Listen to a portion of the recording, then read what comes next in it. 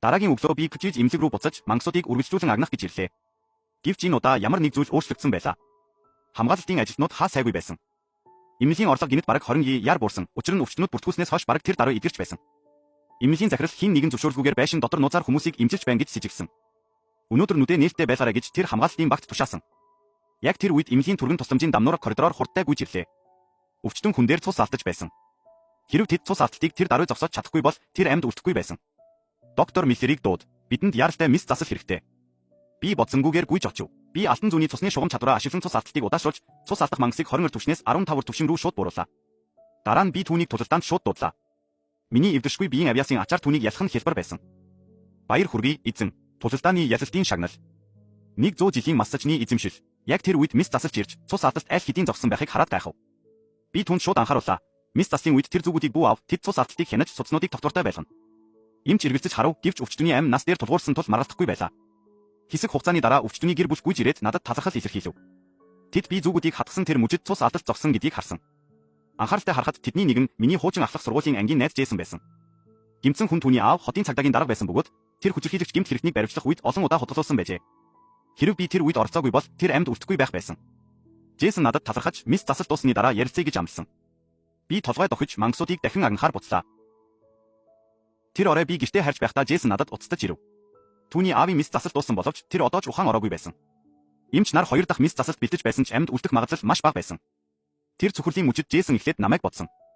Би эмнэлэг рүү буцажгүй. Анхааралтай шалгасны дараа түүний аав дээр 20 түвшний ижид цус алдах мангас наадсан байгааг илрүүлээ. Тэр ухаан ороогүй шалтгаан нь хүнд цус алдалт гэдгийг би тэр үед ойлгосон. Өмнө нь би ижид 20 түвшний мангастай тулалдахад ямар ч боломжгүй байсан. Гэвч өнөөдөр сурсан зүйлсийнхээ ачаар бүх зүйл өөрчлөгдсөн. Миний алтан зүүнний цусны шугам чадвар өвчний мангасуудыг тулалдаан эхлэхээс өмнө сулруулж чаддаг байсан. Би бүгдэд туршиж үзхийг хүсэж байна гэж хэлсэн боловч эмчилгээний эмч шууд таслан зогсов. Энэ утгагүй. Та эмнэлийн туршлагатай багийн оронд эмнэлийн зөвшөөрөлгүй хүнд итгэж байна уу? Джейсон 1 секунд ч эргэлзсэнгүй. Тэр эмчийг нүд рүү нь шууд харан хэлв. Хэрв энэ эмнэлэг миний аавыг амьд үлдэхэд 50 ч гэсэн боломжтой гэж үнээр баталж чадвал би түүнийг танаа гарт үлдээе. Эмчийн нүур тэр даруй өөрчлөгдөж түүнд хэлэх үг үлдээгүй. Өрөө чимээгүй болсон үед Джейсон надад харан хэлв. Одоо чамд найдаж байна. Би толгой дохиж тэр даруй ажилдаа орлоо. Эхлээд би аав дээрээ алтан зүүнний цусны шугамыг ашигласан. Аюулгүй байхын тулд 100 жилийн массажны эзэмшлийн чадвараа дагаж хэрэглэв. Ижид цус алдах мангас 20 түвшнээс 15 түвшин рүү шууд унсан. Өөр секунд ч хүрэхгүйгээр би тулалдаанд орлоо. Бүх тоног төхөөрөмж авиасын нэмэлтүүдийн ачаар би 2000 үзэлтэй том горлын мангасыг хялбархан устгасан. Тэр өгсөн тэр мужид би 5 ховор цусны мөн чанарын материал болон цусны мөн чанарын шүлний жорыг авсан. Тулалдаан дууссан тэр мужид Джейсоны аав аажмаар нүдэ нээсэн боловч маш сул байсан. Би тэр даруй жорыг гэр бүлд нь өгч эмчийг яг бичснээр бэлтгийг хэлсэн. Тэр цусны мөн чанарын шүлийг уусан тэр мужид нүүрэнд нь өнгө бараг шууд буцаж ирсэн. Джейсон гүйж ирээд надад дахин талархал илэрхийлв. Энэ хооронд ерөнхий эмч жорыг нууцаар хууч сая долларын бизнес боломж олсон гэж итгэсэн. Тэр ойлгоогүй зүйл нь зөвхөн жор нь ямар ч үн цэнэгүй. Нэг чухал орцыг зөвхөн мангасуудаас авч болдог тул бодит ертөнцөд дахин бүтээх боломжгүй. Үүний дараа би төвшин өсгөхөд бүх хүчээ зориуллаа. Сират тийм ч их цаг үлдээгүй, секунд бүр чухал байсан.